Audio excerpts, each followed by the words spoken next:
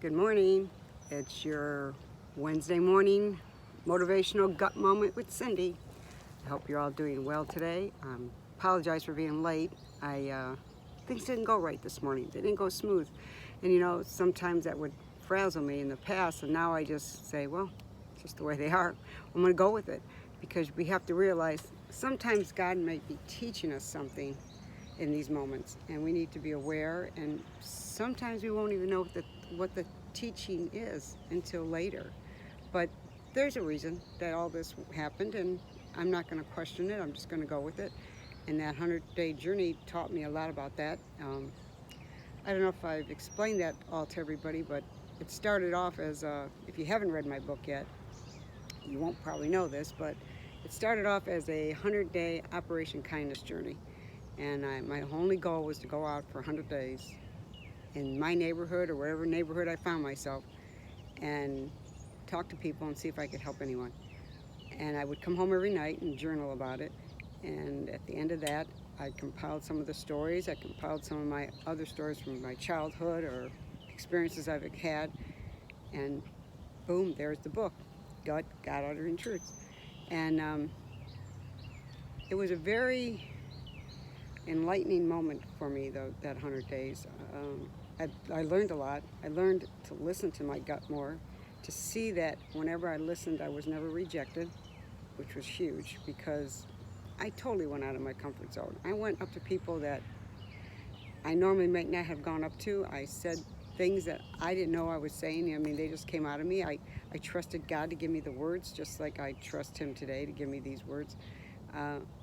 It just all worked out, and it all worked out to God's glory, and that was my only purpose. It was to help people, and I believe I did. I know I was completely enriched with it. I want to encourage you to go out and try a journey like this. It doesn't have to be 100 days. It could be 10 days. Just give it a shot. I suggest 40 in the Bible, because 40 is the number of completeness in the Bible. But you can do a month, you can do a week, 2 weeks. Just give it a shot, just to go out every day and actually pray before you go, listen to your gut, and do what it tells you to do. Whether you're shopping that day, you're walking in your neighborhood, you're at a park, wherever you are, just go with it and see what happens. And you may be pleasantly surprised at the results, because I know I was. And we have to remember that God's got an ultimate plan, and sometimes it's not the way we planned it. There's stories in that book, in this book, that tell you that, and you have to realize that He totally has you. He has your back. Like I always think of my mom. My mom always had my back. No matter what I did, she was my safety net.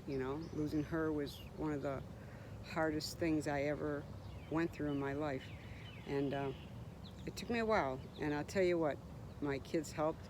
My son Nick, he was relentless, calling me, checking on me, and it meant a lot, because he saw in me probably something he hadn't seen before. Maybe a weakness, maybe he just knew I was hurting so bad. But I got through it, and I got through it with my friends, my family for sure, and absolutely God.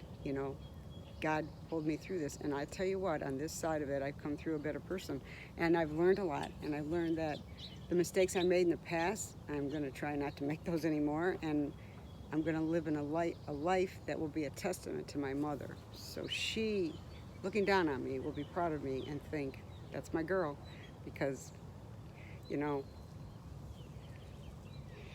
she meant everything to me, and it's just. Okay, I'm done with that. Anyways, so sometimes we have to realize we have to go with the moment and go with our gut and not take that leap of faith and know that God's got you. God's got your back. He's got your back 24/7. He's never going to leave you. He's never going to forsake you. He's got you. If you can just remember that and go with it,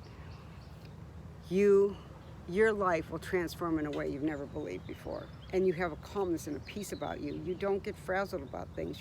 When you start, like just the other day, I started thinking about an event that's coming up that I'm really not looking forward to.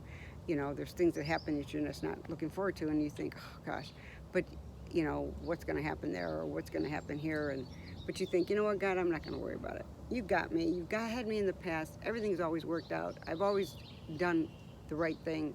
Not always, but in these situations, I've done the right thing. And it's like, that's all I can ask from you. And you just have my back. And it works out. So you make it a great day because, like I said, you have that power, and don't ever, ever, ever let anyone take your power away. We'll talk about that one day, too, about giving away your power and how that is not the way to live. You have the power to control your emotions and how you respond, and no matter what happens in your life, whether you like it or not, you have that power. Don't wimp out and say, oh, that's just the way I am, because you don't have to be that way. You don't be wimpy. You got more strength and power in you than you think you do. Do not be the person that sits on the sidelines and says, I just can't do that. That's just not who I am. If you want to do it, you can do it. So, you have a great day, and I'll see you later. Bye-bye.